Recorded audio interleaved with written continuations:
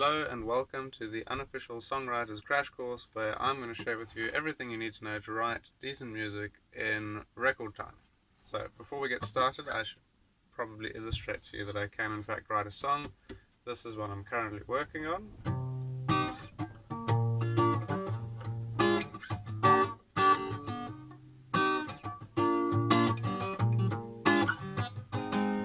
Sweet the way may seem to surrender, there's so much that I couldn't tell her, not like it should even still matter. No, it's all the same when it's over.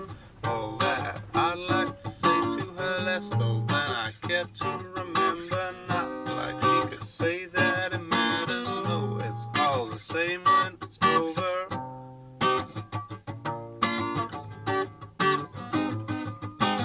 I sit down and you've got too much on your mind. Don't tell me everything's alright, and you talk too much about being perfect. If that's really you, dear, is it worth it? Anyway, I did use a 1-5-6-4 progression for the chorus. For those of you who know what I'm talking about, I'm sorry. For those of you who don't, it's that quintessential chord progression. So I should cover that quickly, so the more learned, viewers can skip forward a little bit. But if you've watched The Sound of Music, you'll be familiar with Do, Re, Mi, Fa, Sol, La, Ti, Do, and those have numbers. So 1 is Do, is major, it's the happy sounding chord. If I lower the third, as in bring it down a semitone, it makes it minor. So 1 is a major chord. 2, Do, Re, Mi, Fa, Sol, 2 is minor, 3 is minor, 4 is major, 5 is major, but it has a dominant 7, so a chord is 1, 3, 5, 7 makes up a chord, and we usually just do the 1, the 3, and the 5 to make a minor chord. But we have all sorts of doubles and stuff that end up being this full chord, but it's just made up of 1s, 3s, and 5s. This is a 1 and a 1 again, and a 1 again. Anyway, so the point is when we add the 7, we have the option of a, let me just do it here, that would be a major 7, or a dominant 7. Anyway, I'm getting a little bit carried away there. Just some trivia for you. Anyway, so so the 5 has a dominant 7, and all the minor chords, i.e. the 6, also minor, they all have dominant 7s. Just something to know. If we try to add a major 7 there, it's going to sound quite hectic.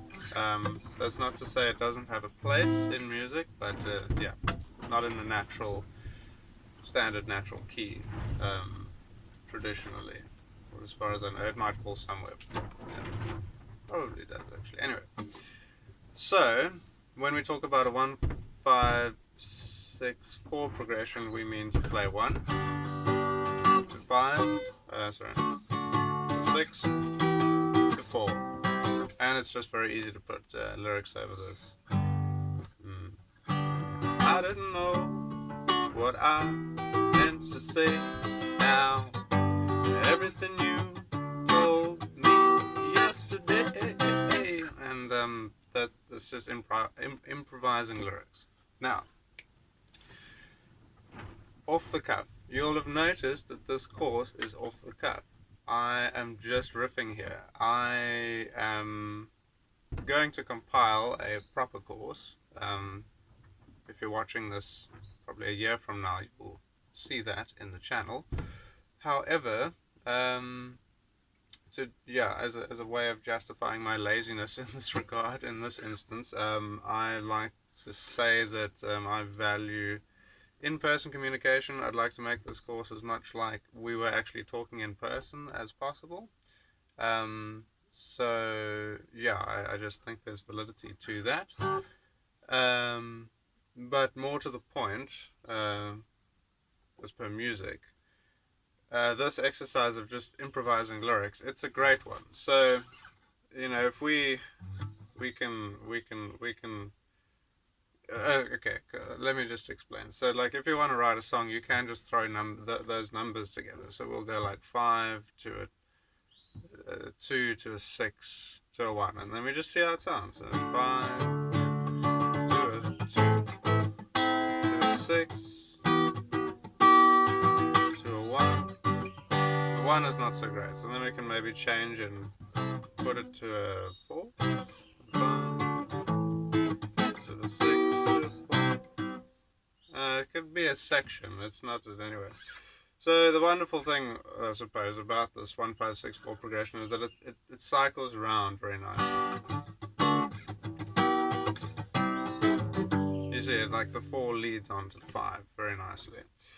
The 1. Anyway, so you try a couple of numbers, throw them around, and see if you can find a chord progression that cycles around. It's a good place to start. If we look at Bob Dylan's "Come Gather Round People Wherever You Roam," he goes there from 1 to 6, well, yeah, backwards the 6, to the 4 to the 1, and then he goes 1. So he's gone 1, 6, 4, 1. So he used 1 twice. It's just to say that's not against the rules by all means. I often find it works quite nicely. He then goes 1 to the 4 to the 5 to the 1, and this is his song. Anyway, going back to the off the cuff thing, right? So I start throwing some chords around. You become familiar with your I've got my 6 here and my 3 here. But like if we had the 6 here, call this the 5, and then this would actually be the 2. If you go follow the pattern and figure it out, that's then the 2. So.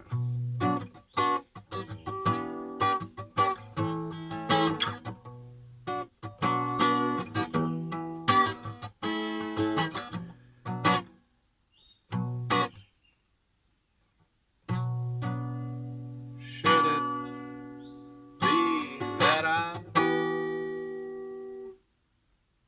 notice when it's not fair to say?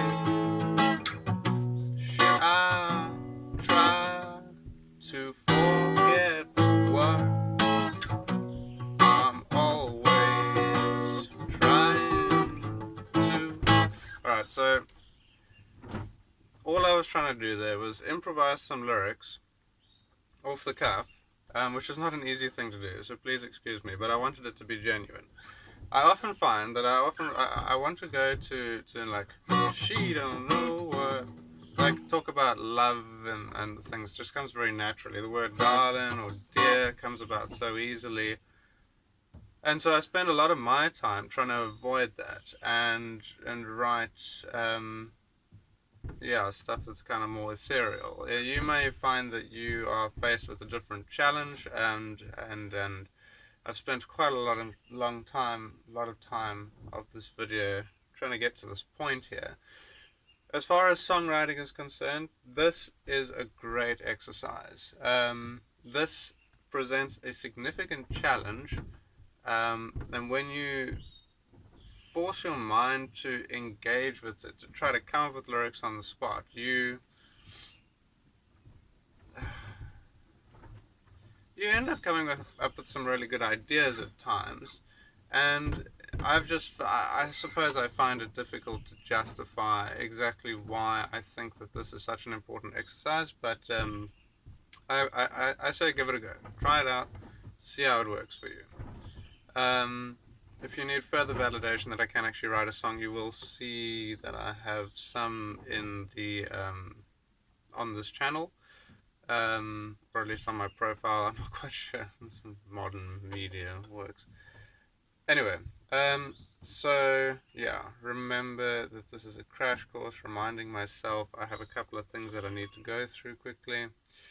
So aside from improvising, obviously, if you've made it this far, we call this 6. You can learn the scale that correlates to the number 6, which is Aeolian.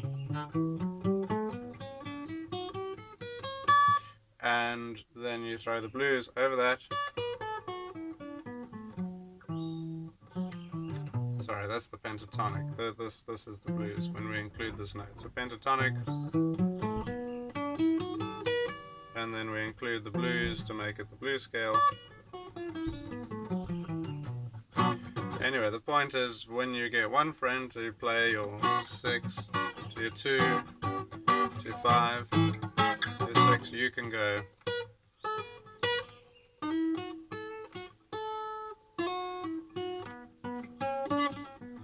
and play along to it. Now I used a couple of notes that were outside of the scale. Notedly, I put them not on the beat, so you go 1, 2, 3, 4. You can often use these these odd notes in passing. The chromatic, you can kind of go anywhere with it. The jazz guys like to study exactly what is accessible, but I find that even if you make a mistake, you can kind of just justify it. It's just if you're not quite sure of what note you're going to be pressing, try to put it on an offbeat, see how it feels. If you like it, then just hang on to it. It's just, music, whatever. Right. Aside from that, gotten a bit distracted now. Write some poetry. Write poetry. Poetry works in shorter block forms generally, so like da da da da da da. Jim Morrison, king of rock, wrote quite a decent amount of poetry. Wrote weird poetry. Yeah, and it kind of carries over to his music, I suppose. Anyway, you can maybe check it out. But yeah, writing poetry is a great way to sort of get the cogs, moving, get your mind geared for writing lyrics. It takes a lot of the pressure off because it doesn't have to fit into strict like rhythmic structures, and you start getting a feel for creating imagery and this, that, and the other. But yeah, when you start writing music, then the stanzas become a little bit longer. So poetry is generally quite the short form. A lot of poetry uses like short form, like an idea, the night emergeth. See that she did not, like it's not full, but like with music, I've got one here that says, I went to the moon and I found somebody there. So it's a funny song, but it's a double barrel thing. I went to the moon and I found somebody there. She had some string. He had some string in his pocket in a very weird. It's like, went to the moon and I found somebody there. He had some string in his pocket and a very weird hair. Do you have something to do so that we can pass the time? I'm not looking for that much. What we do, I do not mind. So everything's like this double-barreled sections, and I found that's kind of just often the case for music. It's these longer form ideas. So writing poetry is a great way to get your mind headed in that direction, and then when you get better at that, you start creating these longer form ideas. Yeah, I've actually noticed a bit of a funny thing in life, which is I often go about saying something to somebody, and then they cut me off and say something else, and I feel as though because I'm trying to write music all the time, I've actually adopted a different way of going about conveying ideas. I do it in like a two-part form. So people often take the first thing I say and assume that's what I'm trying to say, and sometimes it's the opposite. It's just the idea is not yet complete. And I suppose it can be frustrating for me at times, but it's just maybe part of what it is to be somebody who writes music or lyrics or whatever. Anyway, what else can I share with you? Yeah, as I said before, there will be courses addressing these components in more detail, the theory side and the lyrics writing side. But I should say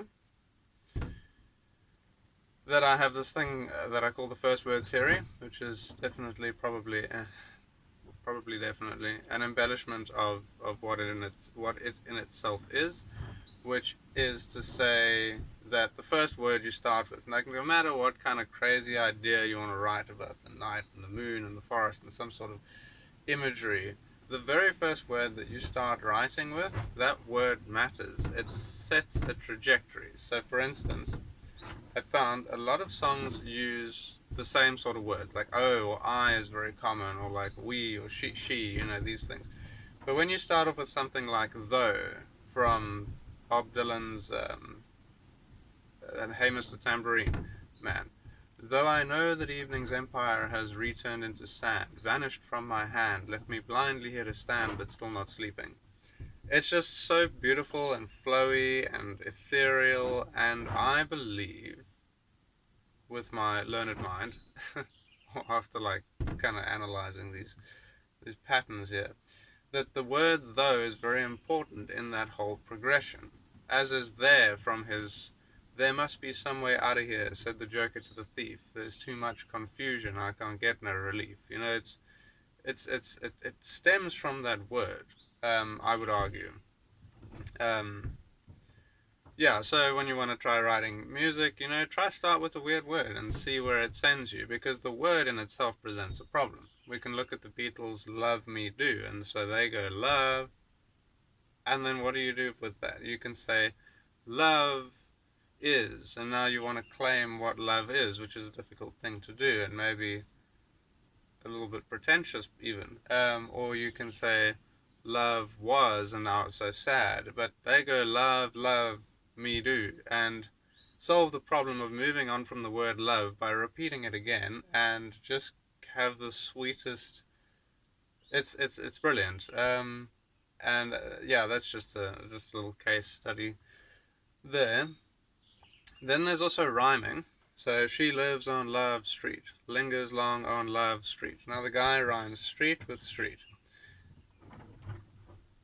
And then he moves on to she has a house and garden. I would like to see what happens. And so this for me works very well, because garden happens. When you use like kind of verbatim rhyming, when you rhyme too strictly, like we fly, and then it's we ask why, and what if you know is it anyway, you like when you rhyme very strictly like that, I have found that lyrics can kind of start sounding a bit, the word is kitsch, or like just not, I don't know. The point is, you don't have to stick strictly to rhyme structures, and oftentimes when you don't, you end up with pretty cool ideas. And so, there's a line that gets walked there, but I just like to say, experiment with, bending the rules. Yeah, if you have a good idea and you can. Anyway, I don't know. I just suppose that's enough said about that. I can maybe go into more detail in some other video. There was another thing, which I must remember quickly now.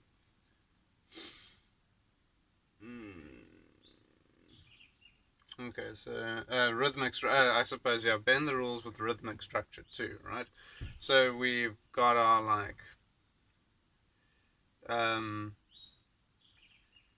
yeah, I don't know. You can stick into like a strict rhythmic structure, but when it starts becoming too like da da da da da da da da da da da, then it just gets repetitive. So you kind of want to you want it to stray a bit sometimes. Da da da da da da da da da da da da da da da. You want the variation.